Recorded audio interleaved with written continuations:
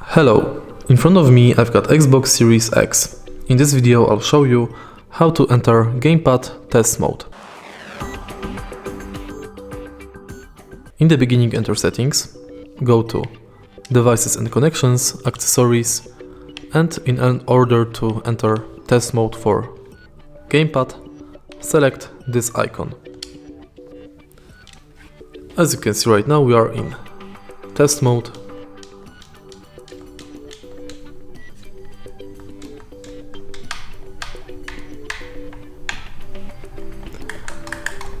And in here we can check if all buttons are working. To leave test mode, press these two buttons.